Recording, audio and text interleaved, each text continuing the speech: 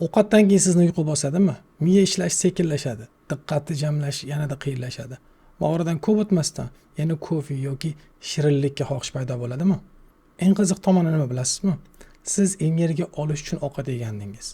Lekin ayrim holatlarda aynan ovqatni o'zi organizmni yanada holsizlantiradi. Ko'pchilik bu holatni oddiy charchoq deb o'ylaydi. Aslida esa muammo energiya yetishmasligida emas.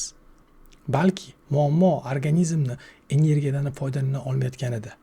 Bu yerda juda muhim paradoks bor. Qonda glyukoza bor, energiya bor, lekin hujayra ichida energetik tanqislik boshlanadi. Ya'ni organizmda energiya mavjud, lekin organizm undan samarali foydalana olmaydi. Va bu jarayon markazida insulin turadi. Ko'pchilik insulinni faqat qandni tushiradigan gormon deb o'ylashadi. Aslida esa insulin organizmdagi eng katta energetik tizimlardan biridir. Oddiy qilib tushuntiramiz. Tasavvur qiling, hujayra yopiq xona. Insulin esa eshikni ochadigan signal, ya'ni kalit. Ovqatdan keyin esa glyukoza qonga chiqadi. Insulin signal beradi. Hujayra esa eshikni ochadi va glyukoza ichkariga kirib energiyaga aylanadi. Sog'lom metabolizm jarayoni aynan shunday ishlaydi. Lekin yillar davomida tez-tez ovqatlanish, ko'p uglevod iste'mol qilish, kam harakat, uyqu buzilishi, surunkali stress fonida organizm doimiy ravishda yuqori insulin ostida ishlay boshlaydi. Va ma'lum vaqtdan keyin hujayralar insulin signaliga yomon javob bera boshlaydi. Mana shu holat insulin qarshiligi yoki rezistentligi deb nomlanadi. Eng xavfli jihat shundaki, jarayon birdan boshlanmaydi. Organizm uzoq vaqt davomida kompensatsiya qiladi, ya'ni bilintirmaydi. Ya'ni hujayra signalni yomon qabul qilayotgan bo'lsa, organizm unda signalni kuchaytiraman deydi. Va oshqozon osti bezi yanada ko'proq insulin chiqaradi. Natijada glyukoza bir muddat normada turishi mumkin. Lekin buni evaziga organizm yashirin giperinsulinemiya holatida ishlaydi.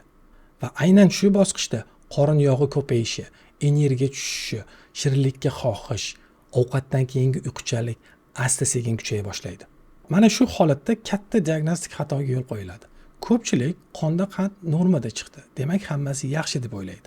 Lekin glyukoza norma bo'lishi metabolizm sog'lom degani emas. Ba'zan organizm glyukozani normada ushlab turish uchun yillar davomida ortiqcha insulin ishlab chiqarishga majbur bo'ladi.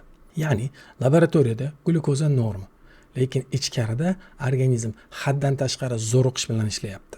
Ko'p insonlarda diabet boshlanishidan oldin 10 yilgacha davom etadigan aynan shu yashirin bosqich mavjud bo'ladi. Eng muhim holatlardan biri ko'pchilik kamroq yeyapman, lekin qorin ketmayapti deydi. Bu yerda ham asosiy rolni insulin o'ynaydi. Insulin yuqori bo'lganda organizmdagi yog' parchalanish tizimi biologik jihatdan bloklanadi. Ya'ni organizm yog' zaxirasini yo'qolishiga yo'l qo'ymaydi.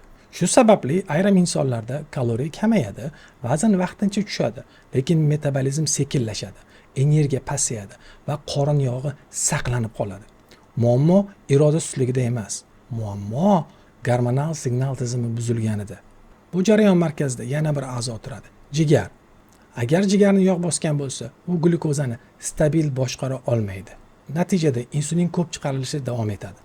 Shu sababli insulin qarshiligi va yog'li gepatoz deyarli doim bir-biri bilan birga keladi.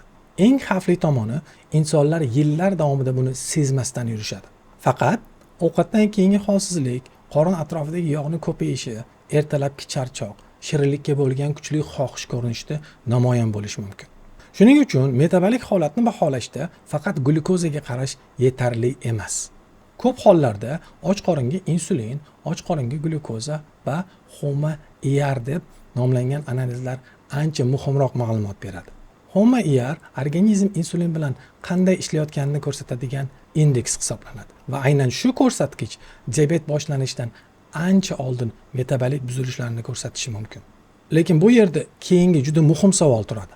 Agar glyukoza uzoq vaqt normada bo'lib tursa, unda metabolik buzilishlarni qanday erta aniqlash mumkin? Qaysi tahlillar haqiqatdan muhim?